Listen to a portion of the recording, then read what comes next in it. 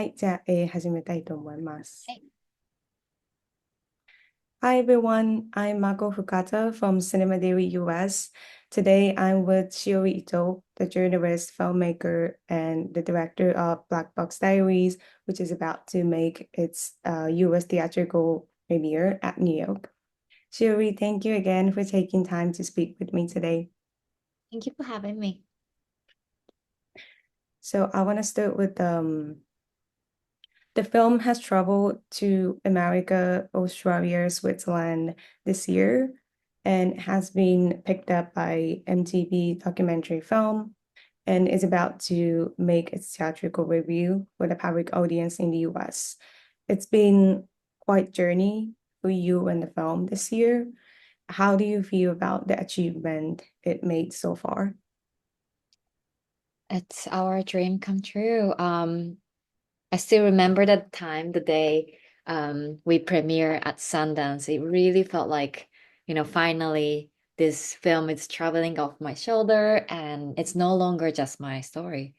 So that was really, really amazing experience. And since then, it's my first feature film. So it was the first to explain experience like how it is to be in a cinema with an audience, and how to hear what they really think and just feel the emotion because we meet right after they watch the film. And so being working for TV docs, it's I never had an experience, so it's been just great. Thank you. When you attend Sundance, you felt the audience was like really engaging with your film. Yeah, when we finished Q&A, someone from the theater just decided to put this our song, I Will Survive. And I got just so excited. So I grabbed the microphone and I started doing karaoke along. And my producer was like, no, trying to risk manage. But and then so many audience came up on the stage and we danced it together, sing it together, and I realized, this story is so universal and um we've been carrying it with our life all the time. And it was really great moment to realize and connect through the film. Thank you. So, unfortunately, this film has not yet been picked up for theatrical release in Japan, which tells a lot as about the very conservative nature of the country's media. What has the process? Can you tell us a little bit about the process was like promoting this film to Japanese produced distributors? Well, this year I've been traveling with the film, so I actually wasn't being able to join the promotion process. But I can't disclose everything here, but we had uh some events that happened that is trying to, not let this film in a theater, so that I've been really surprised because I felt like cinema we have more freedom. If it was like a TV documentary program, I could understand. But so that was a bit of disappointment. But I think it's really important to start distributing outside of Japan film like this so we can have, other reviews, voices, and support from outside of Japan because Right. Japan always has been a difficult place for me to tell this story, and there were always new obstacles coming up. So it really helps, I think. So I'm very excited that we are opening a film here in New York City, and it's just, yeah, dream coming true. Yeah, I really hope you can bring the movement like back to Japan and then make more even like bigger movement for this like films distribution in Japan. Thank you. Do you think there's some sort of like a difference between Japanese media and entertainment industry and those in other countries when it comes to like handling this kind of subject matter, like sexual assault, sexual harassment? Yeah, of course. I mean, I'm sure it's not just Japan, but it is still difficult to talk about, to start with, to cover the story even in the media.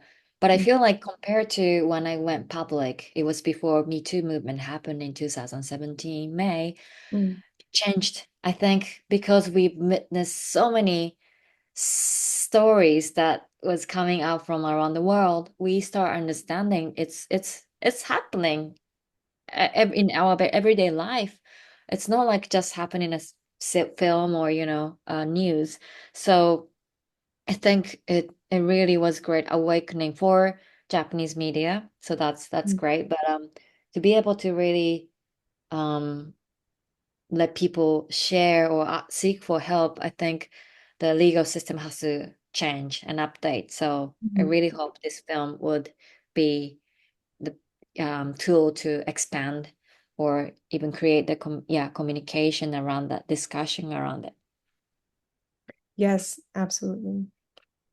I want to ask a little bit about the content in Mhm. the film. In the documentary, there's video diary of you mentioning the sort of like struggle, balancing your role as a journalist and also being the subject matter, like subject of your film. Could you tell us a little bit more about what it was like to investigate your own sexual assault for this project? I think investigating part and documenting part for me wasn't too hard because I somehow thinking about me as a journalist covering a story, not what happened to me really helped me to question and take a step forward to find out what really happened to myself. Mm, But when I was in editing room, when I tried to make this film, I couldn't just be a journalist. I had to explore myself as a survivor. I have to be vulnerable. I have to be honest.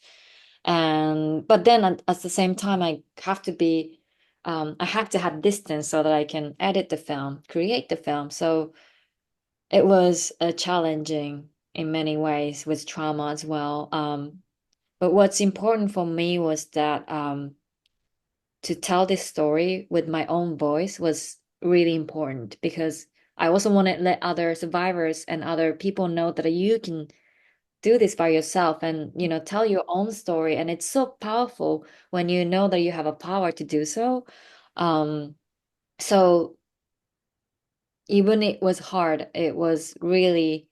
um, it was worth it. And I just had amazing team member for this film to understand that I need time and space, and they respect that 100%. And so it was like I could create a little family or village to go through this crazy journey. And so it's been amazing experience overall. yeah, I felt like even though what you were battling with was like very big, the government and like judicial system, something like way bigger we don't really have control over. You seem to have like a great support system around you too, the personal like friends or even people have experienced that like similar situation.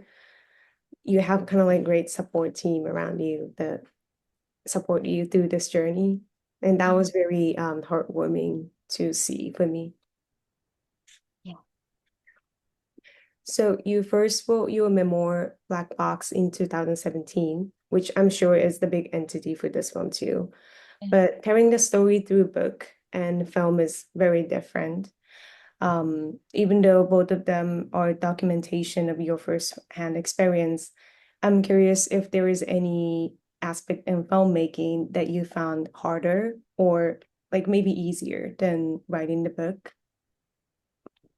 It was much harder for me Mm. because I think also when I was writing book, I tried to focus as a journalist. I didn't put too much emotion in it. I was just like um, documenting and letting people know what was the process I had to take. Um, but film, I just really had to be, again, vulnerable, honest, and explore what was I feeling that time. So I start going back through my old diaries and trying to remember many things, and also seeing like your emotion and on screen edited. Right. It's not easy. But when I felt like, no, I don't want to put that kind of emotion, it's too much, I always try to think in that way that if I'm making a documentary film about someone else, what do I do? Hmm. And I could always come back to a director chair and think. But it was always like a discussion, constant discussion with myself, with my team.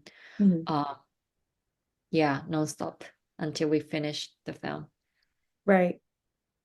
Maybe I should have asked this question earlier, but what made you initially what made you want to make a film about the subject? What was the draw? It was It was slow realization that even when I went public, even I asked to, other journalists to help to cover these kind of stories and or what was I experienced with the police.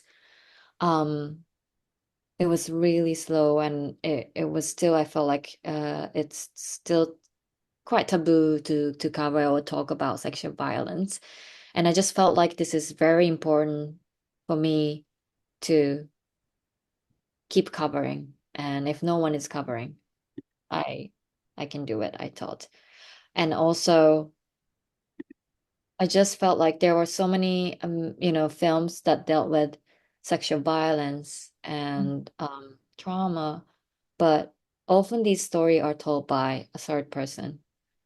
And sometimes I even see the violence scene, the like recreation of the scene. And for as a survivor, I don't want to see that. It's enough. You Mhm. don't have to use the visual um scene to tell the sexual violence. So I just really always wanted to try that. What is it like if a survivor make a film? And it was very important, therefore, that I dialect by myself. Right. So, thank you so much. Um, I think in the film, what was like very shocking to me was the public reaction to you, like sort of the backlash to you when you first came forward with your story. And I think a lot of people who have sort of like some kind of like harassment, they were reluctant to come forward because they kind of like scared of like getting sort of like backlash, like people like doubting their intention from Mhm. coming forward. Can you like make comment on that too? Can you say the question again? Sorry, I was almost having the flashback. Oh, I'm sorry. Oh no, sorry, sorry. I understand it's very touching subject, but Thank you for do understanding. you yeah, can you comment on that a little bit, like why or like people like public reaction when you first came forward with a story and then you put some interview recording and like actually like persons like a video of person like slandering you like outside a court. I think like social reaction to this kind of subject matter is very Yeah, hard. it's extremely hard, and but I could have guessed what kind of reaction would happen because I've covered molesting, groping story before, and I for the international media, and I did realize how people react on that.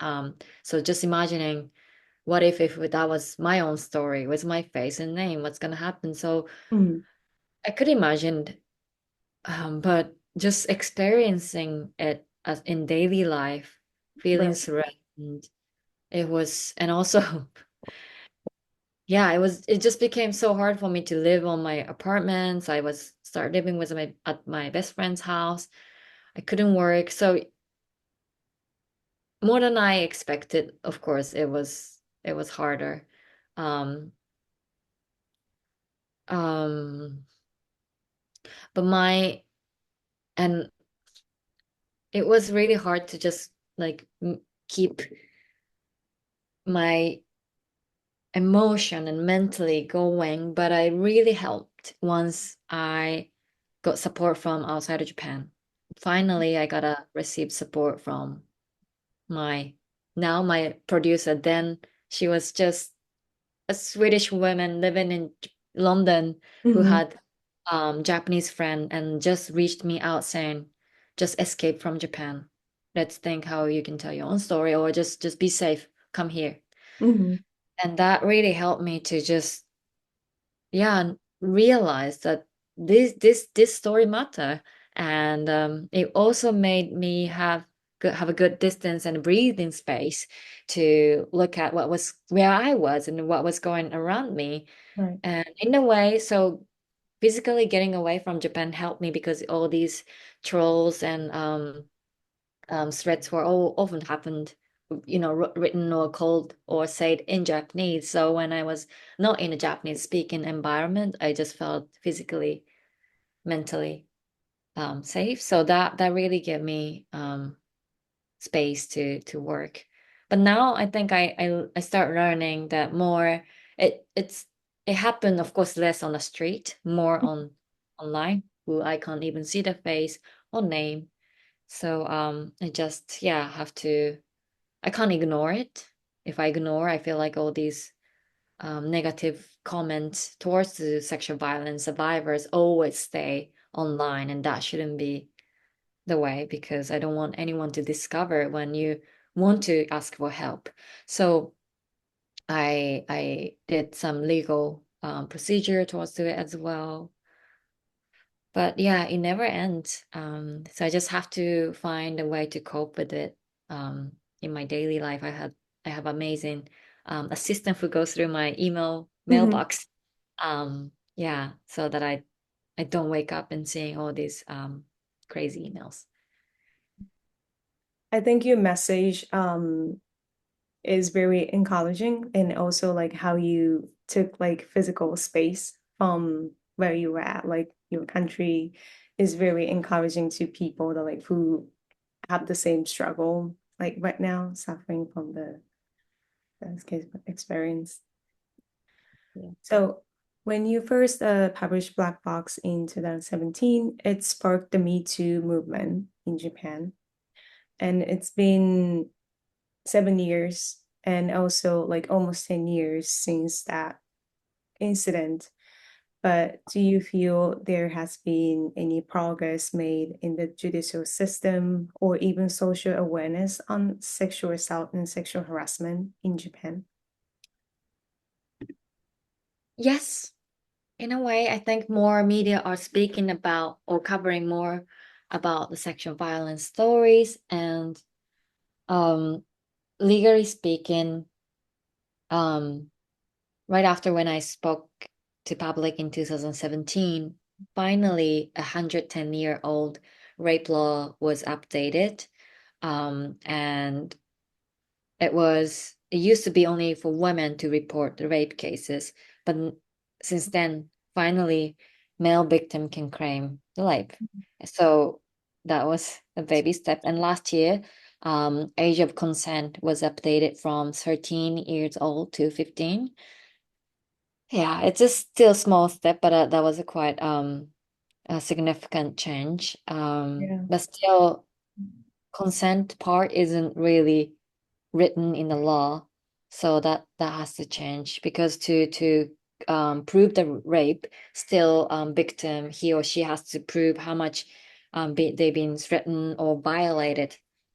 So it's really hard to prove or to report. Um, but something that changed was that it's not really talked about consent. It's a bit complicated, but if you are unable to consent, like if you're intoxicated, then that's also count as rape. So I feel like if I were reporting my case today, maybe a criminal Yeah. court case was have different outcome. Mhm. I don't know, but yeah, so slowly, surely it's changing. Thank you.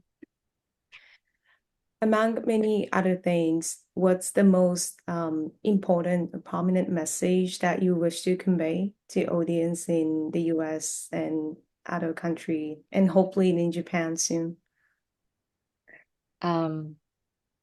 First of all, believe in your truth. As a survivor of sexual violence, I feel like so many people taught me so many different things and how I feel about it. But I think you know the best in your heart. And you're the only one who can listen to that. And through this film, I just want people to know that you have your power to tell your story, and it's your story.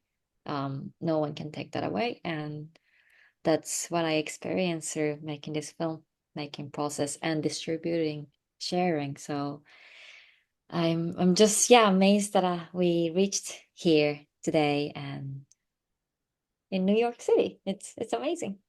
Yes, it's wow. Thank you so much. It's been great talking to you. I want to wrap this interview here, but thank you, Shiori, so much again, and take the time to talk to us and share your experience with us. Thank you. Thank Bye. you.